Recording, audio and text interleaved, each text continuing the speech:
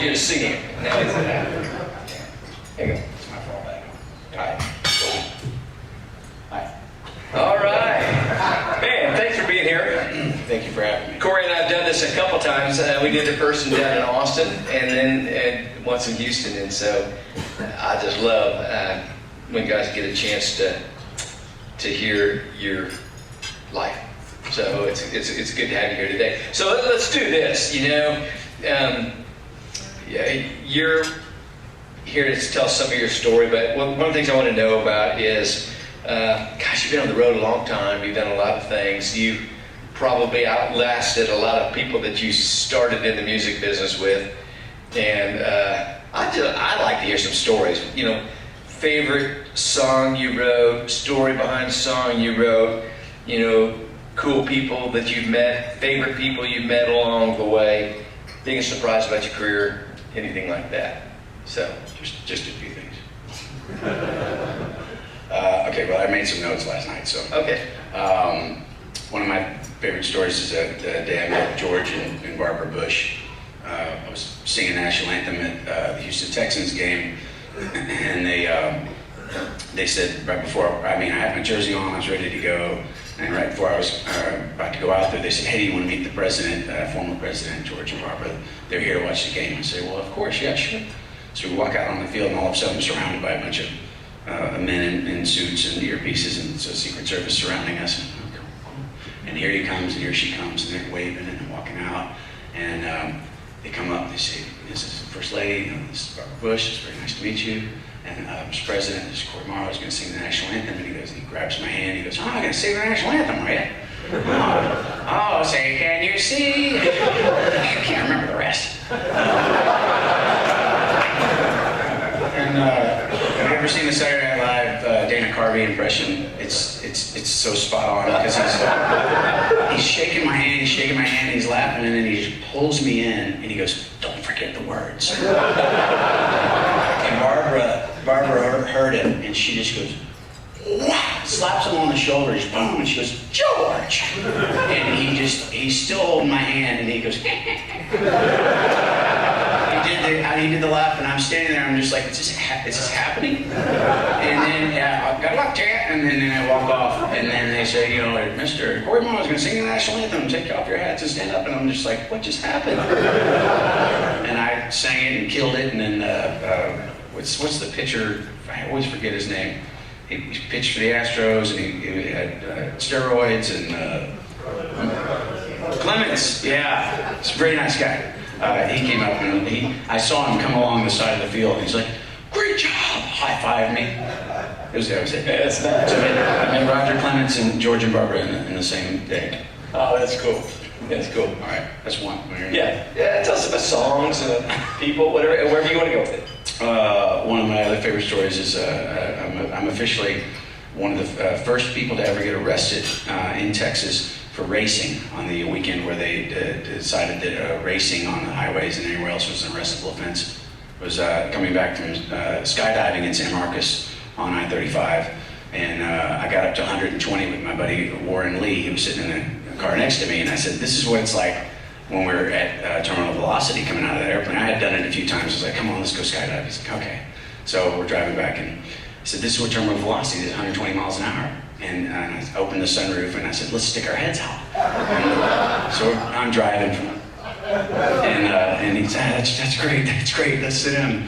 And then all of a sudden a car passes us and I'm like, well, we can't let that happen. So I speed up to catch up to him, and we drive for a minute or two, and all of a sudden we both get pulled over. And the guy says, do you know that guy up there? I don't know that guy. Well, I think y'all were racing. I'm like, well, why would I be racing somebody I don't know? You're under arrest. Arrested. And then, when I got out of jail, I got my phone, and on my phone was a picture from Warren of the keys to my car next to a beer on some table at a restaurant. Thanks, Warren. We want to know about the songs? I got plenty of stories. Yeah. Let's see. One of my favorite songs is a song I wrote for my wife, and I proposed to her up in Steamboat Springs, Colorado, and have some friends here that were there that day. And I bought her a guitar when we first met, and wanted her to learn and play, and she actually took to it so much that when we got to hanging out, she wanted to play guitar more than hear me play guitar. So I got a little bit jealous of the guitar, and so she stopped playing.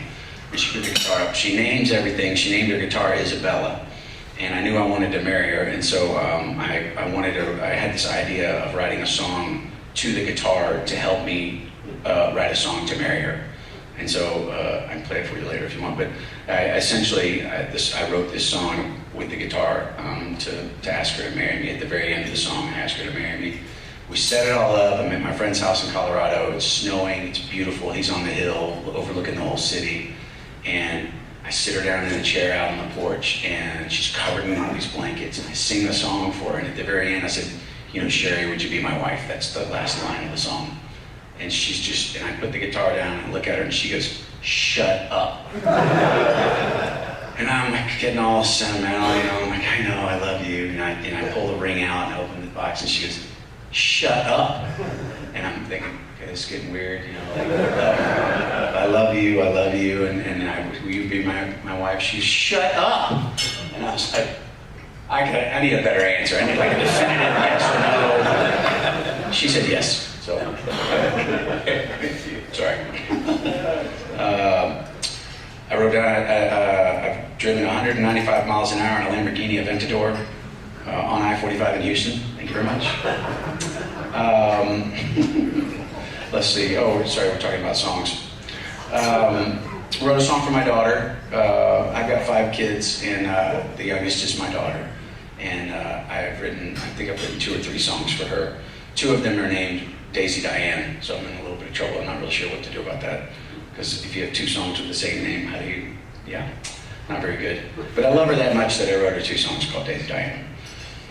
And, well, I got more, but let's just do one, sorry. Yeah, no, that's awesome.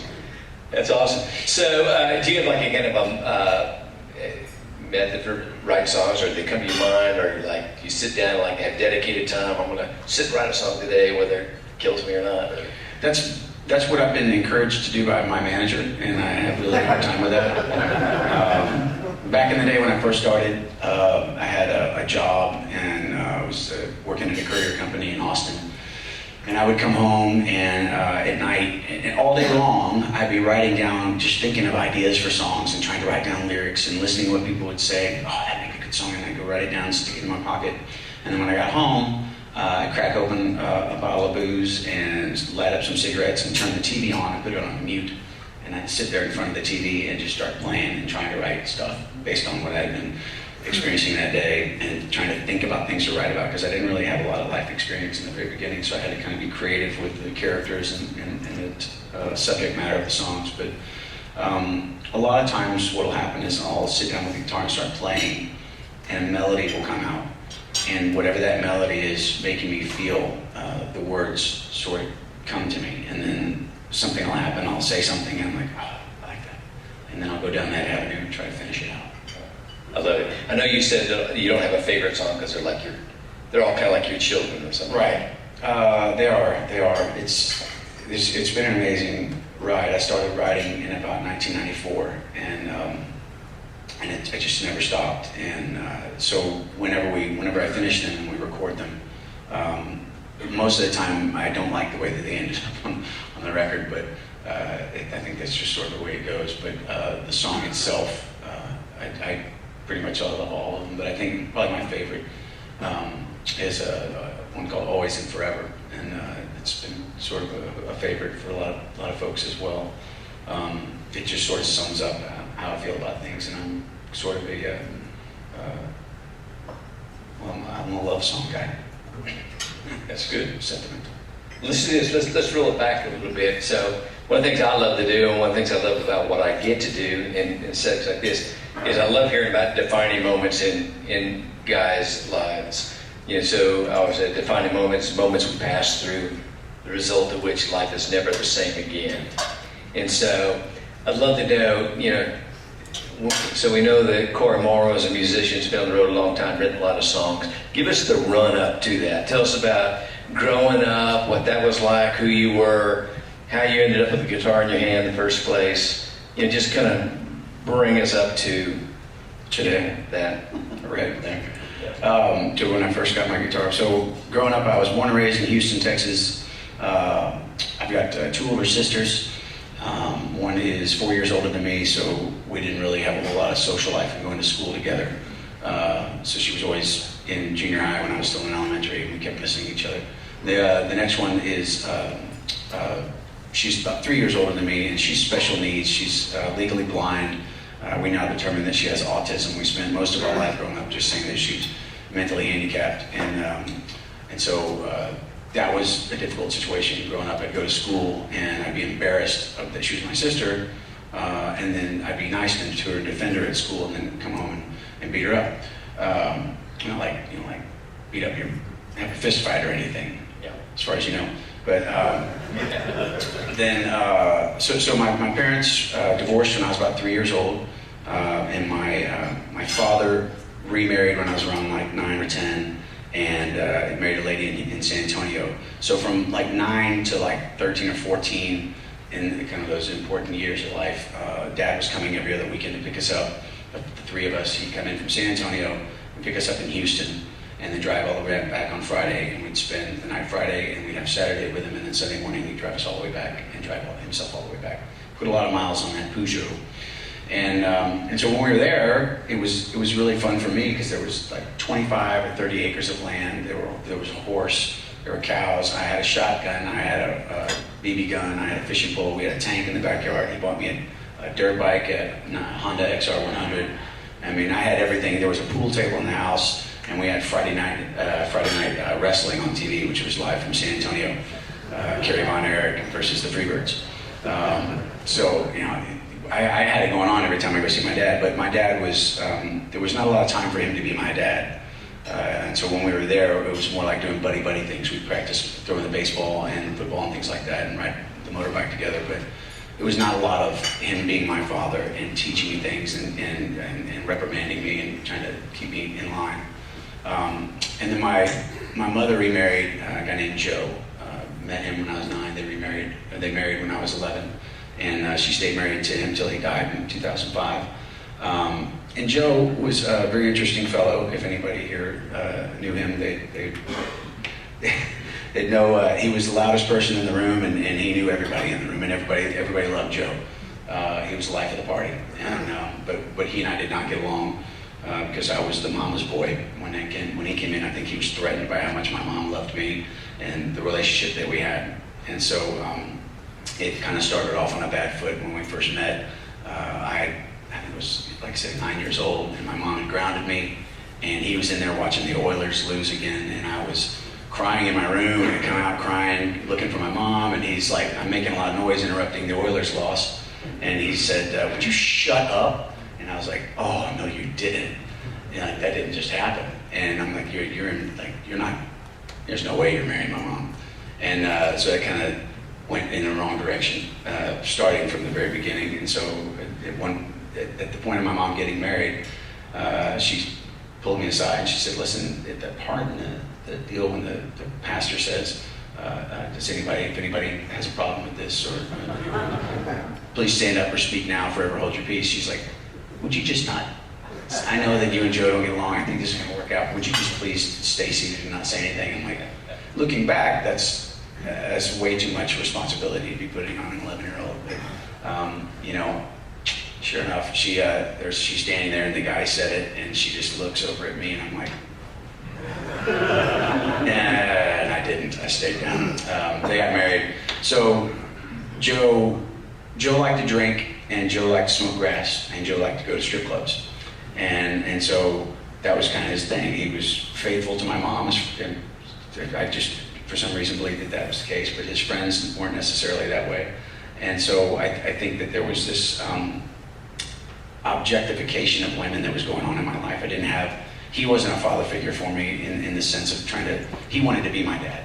And so he was wanting to take the place of my father. So he would berate my father and berate my mother and put me down. And I say all this like I'm making him out to be an evil person, and he wasn't. I know that he loved me, and we were able to have that bond. But there was just, looking back, there was a lot of messed up stuff as far as like the kind of father figure you would want to have for your kids. And so I kind of grew up that being the thing. It's money and fame, attention, and women, and drinking and drugs. And so I got to college, and then kind of got started there. I started drinking when I was 14 years old, and when I got to college, I think I smoked pot for the first time there, and then moved to Austin, and then all bets were off, and it was flying high. I think, but the first guitar that I ever got, the way it all got started was Joe and my mom went to Mexico, and they'd go hunting down at the Belize, and they would, on the way back, they'd stop and they'd go across the border and shop. And back in the 80s, you could do that, and it was good. And they were looking for something for me for my birthday, and they saw this Mexican guitar, and it was $20. And so he goes in there and he says, "I see this guitar." The guy says, "Yes, sir." He said, "I'll give you $10 for it." The guy goes, "20." He says, "All right, 15. The guy goes, "It's 20. And Joe goes, "You don't know how to do this, do you?" "You don't know how this works." I said, "I'll tell you what, are you a gambling man?" And he said, "Maybe." He said, "I'll tell you what." He pulled out $40, laid down $40 on the table, he said, and he pulled out a quarter. He says, "I'm gonna flip it, you call it. If you call it right, you keep the $40 in the guitar. You call it wrong, I keep the $40 in the guitar." The guy goes, "Okay." So Joe flips it, guy calls heads, it landed on tails. Joe grabs the $40, a quarter in the guitar, and he and my mom walk out. And then he comes back in like 30 seconds later, and he lays down $10 on the table. He goes, "That's what I told you I was going to pay for it. That's what I want to pay for." So that was my first guitar. You got a song about that guitar? Tell me the story. I don't have a song about that guitar. I got a song I just wrote about a trip from McMullen County to Shiner, Texas. We went to go see Robert Earl Keen, and we killed 2.5 cars and hitchhiked 3 or 4 times. Got kicked out of a couple of different cars, and somehow made it home alive. No, I haven't written a song about that yet. So when was it along the way? So you start playing the guitar then, and then you go off to Lubbock. That's where you start getting connected in music. Yeah. So my mom and I, when I was a senior, we weren't really getting along, and so I had been accepted to. I took the SAT 3 times because I'm not very smart, and I needed to get an 1100. And this is very embarrassing, but I'm just going to go ahead and tell you. And I think you get like an 870 if you just sign your name or something like that. So didn't do very good. I took it 3 times. I got an 870, I got a 970, and I got 1100. And Kurt over here probably got like a 1400 on his first try. So finally got the 1100. The reason I was going for 1100 is because that's the minimum requirement you needed to get into UT. And I was all about going to UT. And so I did it 3 times, and my mom, when I came home and I told her, I said, I got it, I did it.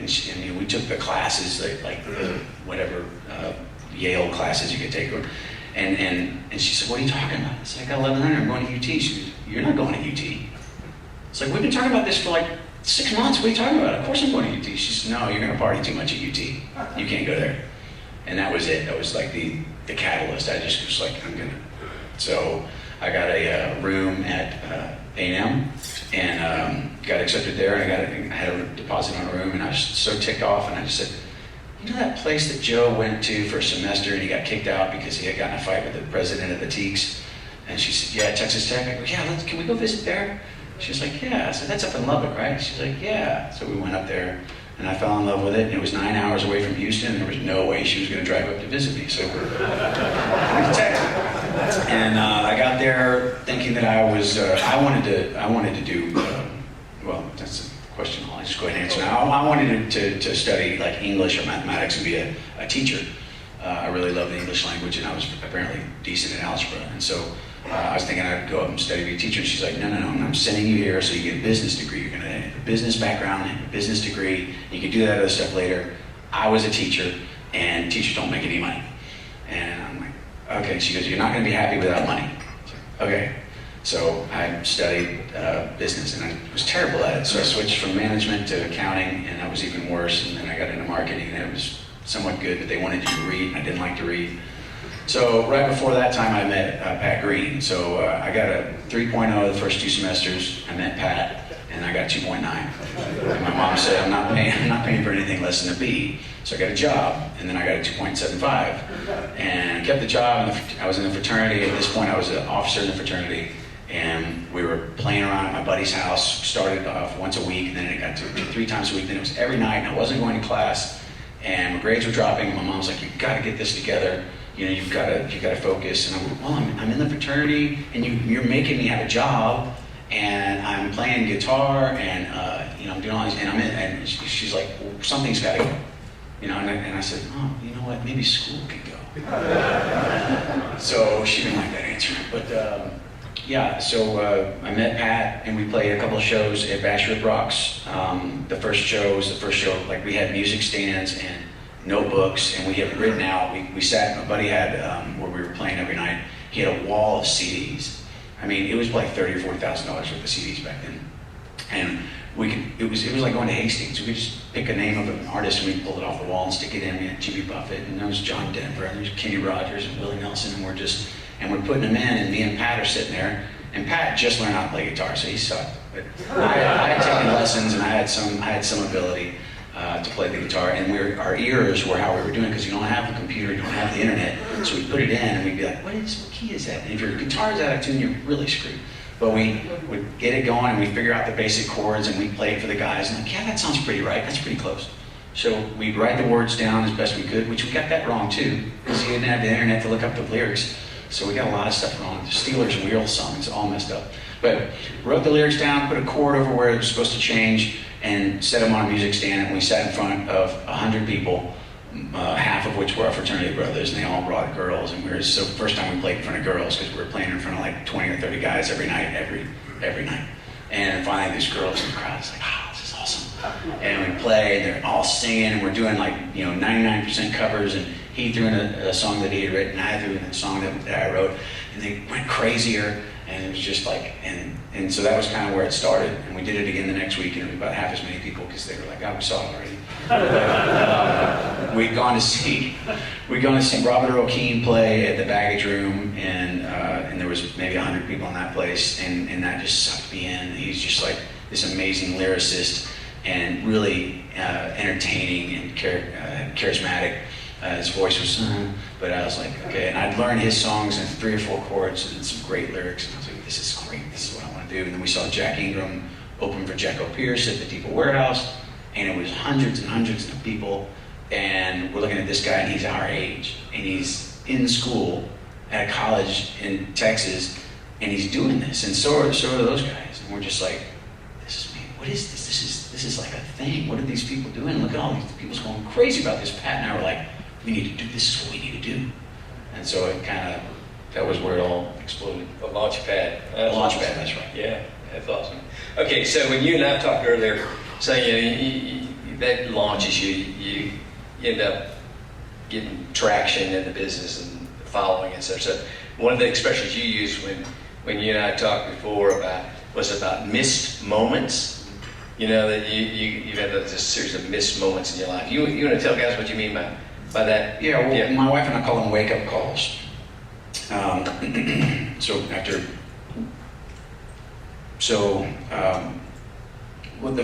first real wake-up call was, I moved to Austin and started working a job, worked for that courier company for about 6 years, from 94 to about 2000.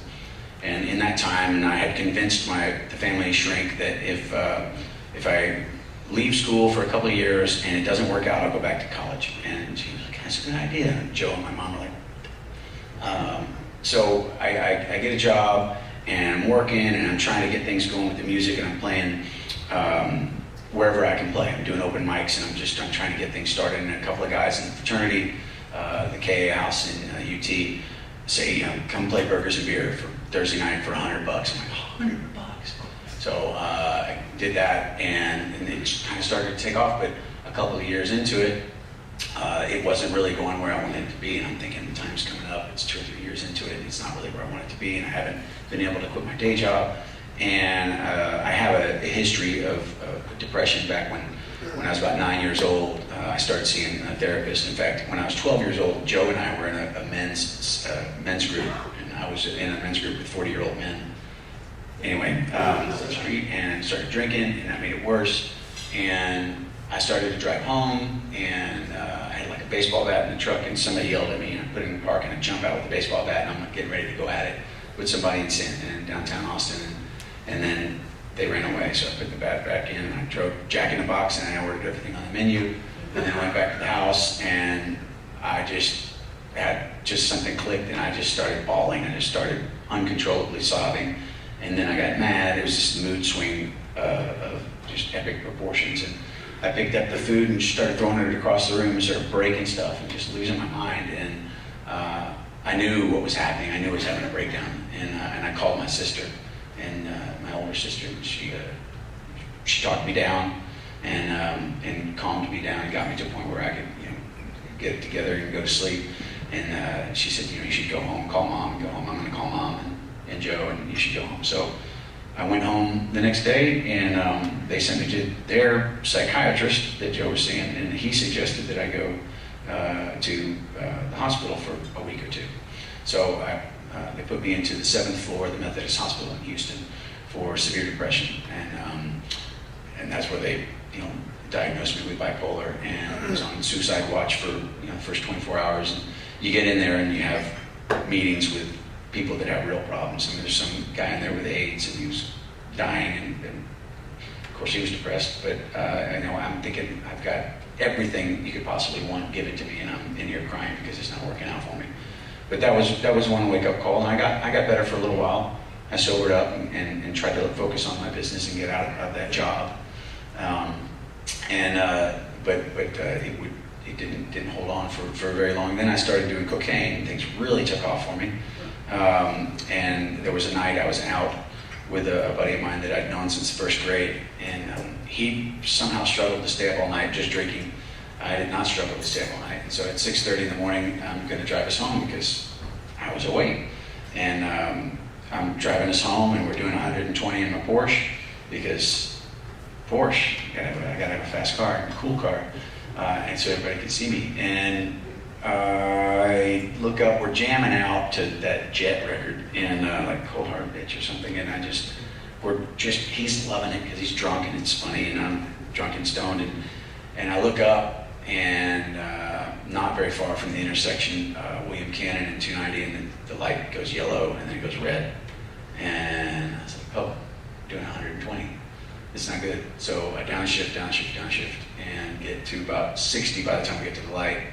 Fortunately, everybody saw me coming. I don't know how that happened, but I was able to swerve, and with my amazing driving skills, and I went into a power slide and then off over into the woods and totaled the car, and obviously I almost killed us both. And we both broke down later that day, just sobbing, and because the adrenaline had caught up to us. And so I woke up after that for a little bit, for about a week or two, and then I went and bought a faster car, because that's what the rock and roll lifestyle is supposed to do. So I did that, and I think that was it before the big wake up call came. Yeah. Good. Okay. So you get the sense. So it's about 11 years ago now. Then I overdosed. Sorry, that was the third one. Okay. I didn't go to the hospital or anything. I had taken some ecstasy and decided that I needed more because I was severely depressed, and so I took too much, and it was a horrible experience. But I passed out and when I woke up, I thought I was in another place. I thought maybe I was in hell, and I thought I had died, and it was extremely upsetting. And but I sobered up after that and cleaned up for a little while, and then the old habits creep back in. Yeah, you kind of see that cycle keep happening. Okay, so the cycle breaker, ultimately for you, was like 11 years ago. And 11 years ago yesterday, actually. Is that right? Yeah. 11 years ago yesterday. Wow. So take us into that story. I mean, it's an amazing story of kind of a death-like moment that becomes a life-like moment, really. So tell us about what happened in your world. Yeah, so we married October 6, 2008, and we had our first kid in 2011. And so in 2012, October, what are we in?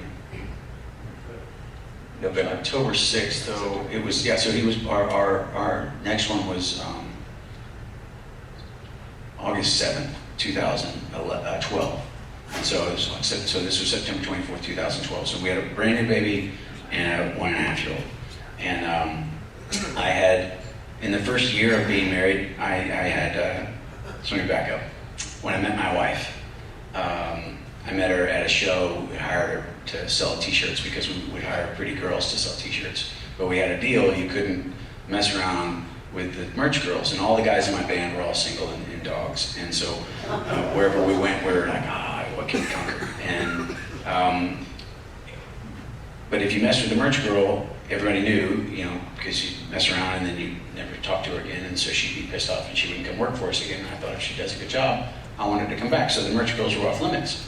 So that was understood. So I'm in LaPorte, Texas, and we're playing a show, and I'm done. I'm walking down the merch table with my manager, and he says, "You know that rule you got about the merch girls?" I said, "Yeah." He said, "You're gonna have a problem with that one." I said, "What are you talking about, man?" He goes, "Yeah, we'll see." And I get down there, and she's selling a t-shirt, and I'm waiting. I'm like, "What's going on?" She's got a pretty good backside. She turns around, and I see her face, and she says, "Hi," and I'm just like, "Oh crap." And he just he puts his hand on my shoulder. He goes, "Told you." And sure enough, that was it. I was just sold. It was truly for me like love at first sight. And we hung out and we talked till 4 in the morning. We did a little kissing, but nothing big happened. Nothing bad happened. Very honorable, which was very strange for me. And then so we start to talk and get to know each other. Well, she had never seen me before. She never heard of my music. She didn't know my name.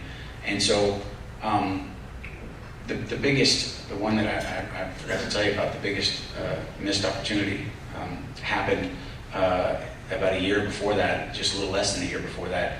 I had been driving in the middle of the night, coming home from 6th Street, doing my usual thing, and I would get on Mopac and go up north, and then turn around and come back south on Mopac because it's downhill, and I'm driving my Porsche. I was driving the BMW, and I would get up and go as fast as I could coming back down and try to get it up to top it out and see what I could do before I go home and do more drugs. And headed up north, and I get arrested. I get pulled over for speeding, and then they realize as they're pulling me out of the car that I'm drunk and stoned, and so they do a sobriety test, and I failed it, and they stuck me in the back of the car, and then they searched the car, and they found a little bag of cocaine. So they said, "Arrest for DWI and possession of cocaine." And so I had a Budweiser deal that was a 6-figure deal. I had a clothing deal. I had a car sponsorship, and we were making, we were making a lot of money, and we were doing really good. The business was good. The model was good, and I pretty much just shot myself in the foot. And I had to let some of my people go, and I thought that I'd never have a career again. And that was a really big blow for me. That was like one of the biggest. I thought after that one I would have cleaned up perfectly, when I met her, she didn't even know about that. So she had no idea who I was. And I was always thinking that if I found the right woman, if I found the right girl, that all my problems, all my depression, everything that I had that was bothering me in my life, that wasn't working for me to make me happy, that she could fix it. Because she could just come in there and fix me. And so I realized that she didn't know who I was, and I realized I didn't like who I was, and I wanted to be a better me, and I thought, what does that look like? And so I start stepping into this persona of the best me that I can think of. And it's me, it's just not the me that I actually was living out prior to that. And so I become this new man, and we get married and we have these kids, and in that time frame, for the first year I was really good, and then old habits creep back in. And September 24th, 2012, I come home from a Denver Broncos game. I was going up with a buddy from El Paso, and met in Denver, and we went to the Broncos game. There was some Vicodin and some drinking, and we went to a strip club, and I tried to talk the girl into coming back to my room, and that didn't work out. And then I get on the airplane and fly home, and then I get to the airport, and she picks me up, and she says, "Let me see your phone." And I was like, "Oh." I give her the phone, and she's looking for something that's not there. And we get home, and she says, "I know you've done something, and I need you to tell me what it is, and if you tell me the truth, we might have a chance, and if you don't, then we're done." So I'm going in my mind. My dad divorced twice. So didn't tell you he divorced his second wife and remarried a Methodist minister. He finally got it right on the third try. but there's 2 divorces with him, and my grandparents on my dad's side divorced. There's all kinds of adultery and everything going on, and I'm just like, I don't ever want to get divorced. I sort of make myself a vow that if I ever got married, it'd be one time and that was it. So I'm sitting here looking at this lady, and I've got these 2 kids, and it's on the table. Like I'd screwed up so much that that's on the table. I can get arrested, I can overdose on drugs, I can almost come, me and my friend, but they're like, I wasn't gonna let my marriage and my family go. So I'm sitting there shivering and thinking like, how the heck am I gonna get out of this? Like, what am I gonna tell her? There's no way to lie myself, no way out of it. And she thinks it's one thing, and it's several things. And so that was the dilemma, is like, which one does she know about? Because I'm not gonna tell her everything. And then, as real as these lights are on this chandelier, and this is how I remember it, because this is what happened. This light, she didn't see it, but this light came through the ceiling, and the whole room just sort of illuminated. And I felt this inclination, this voice say, tell her everything, confess. And I was just like, everything? And I didn't really listen, because I tried to tell her the one I thought was the most obvious, and that didn't work. And that wasn't it. And that was when it got real. And oddly enough, after that happened, I felt this weight lift off of my shoulders, like I was relieved that I was able to get that out. And yet I saw it land on her shoulders, and the disappointment and the shame and the deception, and just, I was killing her. But I had to keep going. And just took about an hour to get everything out. And turned out that it was nothing I had done yet. It was something I was planning on doing. And so I walk into the other room when we're done, and I go sit on the futon where I was going to spend the next 6 months. And I didn't know what to do. I thought, man, I've tried everything. I was like, I'm not going to go drink. I'm not going to go do drugs. I don't know what to do. Nothing's going to fix this. I've got this empty space in my soul and my heart that I've had my whole life, and I've been trying to fill it with all this stuff. And I had gone to Young Life growing up. I went to Lady Lodge Youth Camp and accepted Jesus into my life when I was 12 years old. So Jesus was in my life here and there, but when I would bring it home and try to talk about it, it wasn't nurtured, it didn't have a soft place to land, and it wasn't fed. So I didn't really have that. And so I'm just sitting there thinking, that's got to be it. Surely it's got to be that Jesus guy. That's got to be what I'm missing. So I picked the phone up and I called my buddy Paul Lee. And Paul, that's Warren, that's Paul's brother. Paul's the first member of my band. He was KA at UT. I'm playing The Road Goes On Forever by myself up there on stage. And all these pledges come walking in front of me with white t-shirts and blue jeans and Red Wings, and they're marching in front of me, in front of all these girls and everybody. And all of a sudden, one of them breaks from the line and runs up and starts singing harmony with me. I'm like, who is this midget? What are you doing? Okay, sorry, I had to do it. He was amazing, and anyway, we became fast friends, and he was always the one that kind of pushed me to not say bad words and not use the Lord's name in vain. And so I kind of thought maybe he was the guy to call, because he was a pretty decent dude. So I called him up and I said, hey, I think my marriage is over, and my life is, I'm in a horrible place, and I don't know what to do, and I've tried everything, and I think that the thing that I need is Jesus, but I don't know what that looks like. And do you know that guy, Jesus? And I was like, yeah, I know him. I said, would you meet with me? So he did. And so we met like every Monday for a year, and he started walking me through what that looks like, who he is. And I came to this place. I started going to men's groups. I started going to Bible studies, and started putting men of God in my life. And I pushed away a bunch of people that were in my old life, because I know I needed to work on this real new me, not the new me that I created, but the new me that he intended. And I started learning about who he wanted me to be. And on the same day that I went and that I confessed to my wife, we live in the same neighborhood as her parents, and I drove down the road to her parents' house to confess to them, because I thought that was it. I thought we were done. And because I'm like, there's no way. She said, we'll have a chance, but I'm just like, it's not going to happen. So I was like, I'm going to go out at least being somewhat honorable. And I went down, and I'm like snot in tears, and I can barely keep myself composed. And I walk into the house, and they let me in. I'm just like, I can't even control my face, And I'm like, And I confessed. I told them that what I had done. And they just sat there and they looked at me and they just said, "We love you. You're our son. You'll always be our son. And we forgive you." And I'm just like, what is this witchcraft? What is this? Somebody's got a spell. I've never heard anything like this. And my father-in-law walks in the other room and he comes back out with a few pieces of paper that were stapled together. He hands it to me. On the top of it, it says biblical marriage, biblical manhood. And it's got all these scriptures and words and stuff on it. And I take it and I go back home. And when I meet with Paul, Paul starts telling me, you need to try to learn to memorize some scripture. It's going to help you, because one of the things that I have trouble with, and still do to this day, is the struggle with objectifying women. And when I would spend so many years, just any woman that crossed my path, that was opportunity. I would take that and in my mind and go places, and so I told him I struggle with that. I would want to capitalize on that. Every time I see a pretty girl, I want to go talk to her and try to talk her into something. And he said, memorize some scripture and then you'll be able to recite it in the times that you're struggling. And so I'm like, I don't know about this, so I'll try. So I look at the paper that my father-in-law gave me, and then there's this thing called the Book of Ephesians, E-P-H, I don't pronounce it, it's Ephesians. And so Ephesians 4:2, be completely humble and gentle, be patient, bearing with one another in love.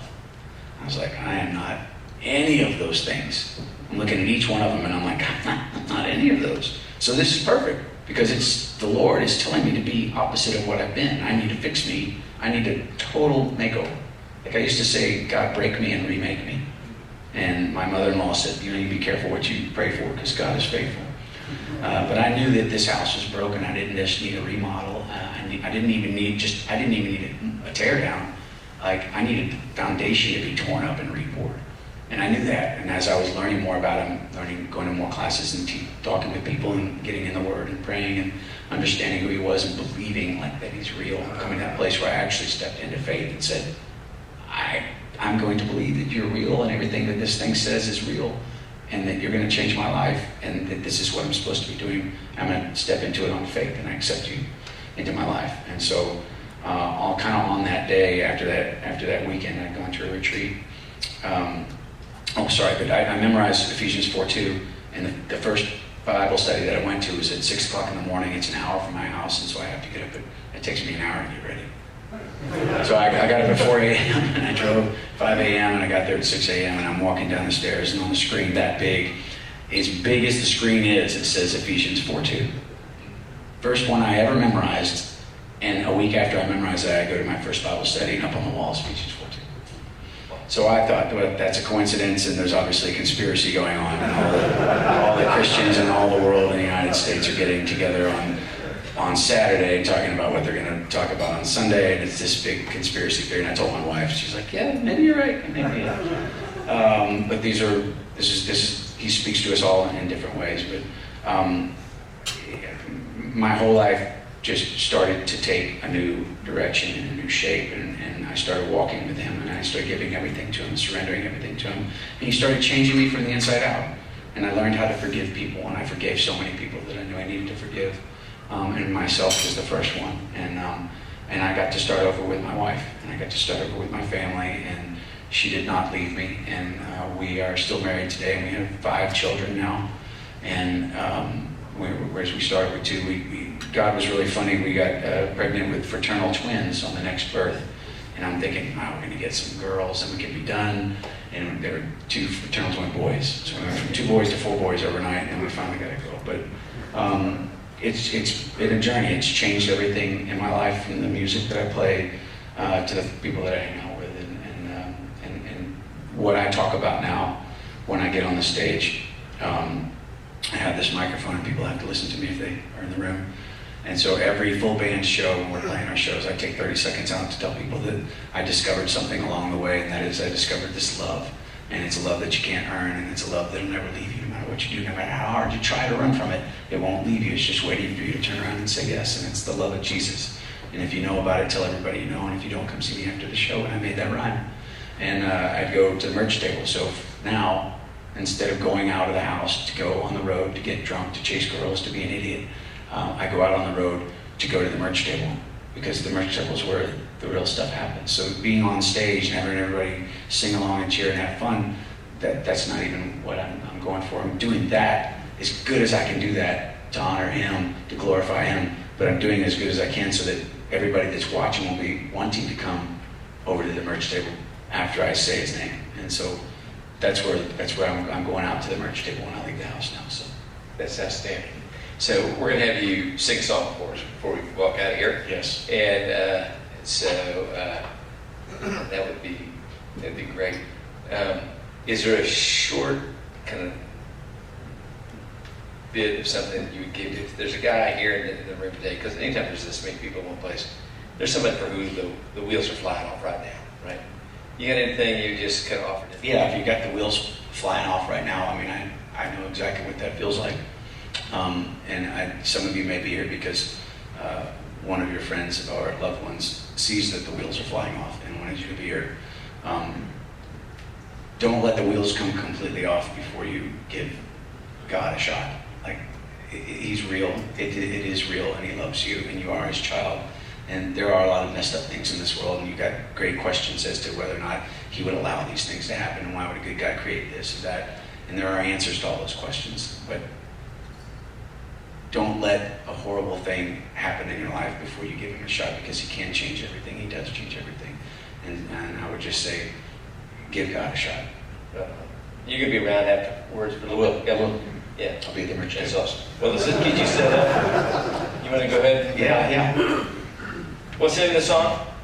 I don't mind. I Don't Mind. All right. I'm gonna entertain him while he gets up. Okay. And yeah, that's it. As he does this, and then in just a few moments, one of the things I always say is, we can help you in any kind of way with a resource, a conversation, or a group that helps you kind of find and take a next step. We'd love to do it. So here, I Don't Mind. Cory Morrow.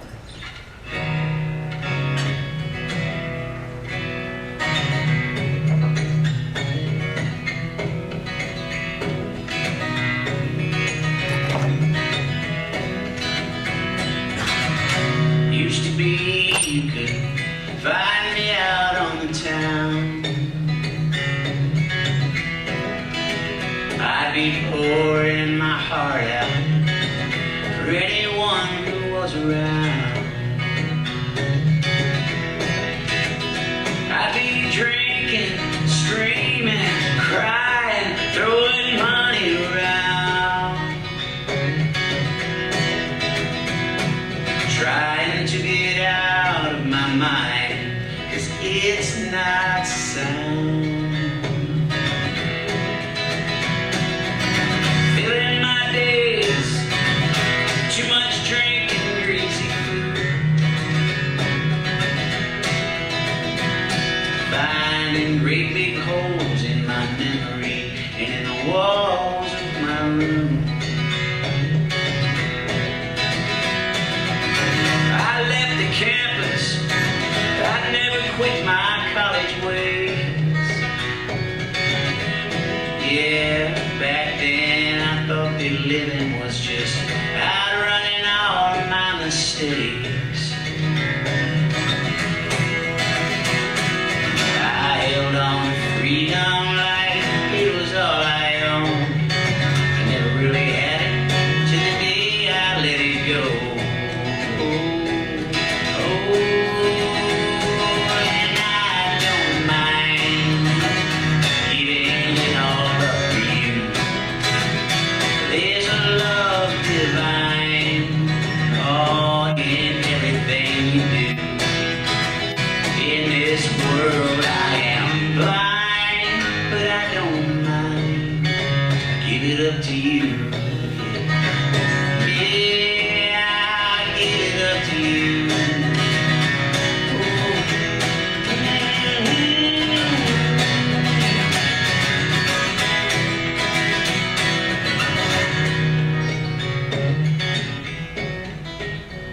Well, the past comes back around too many times to bite my heels. I hear all them dogs barking, they say the truth must be revealed. So I hit the highway, that's just another broken home. Yeah, I'm not one to tie myself down.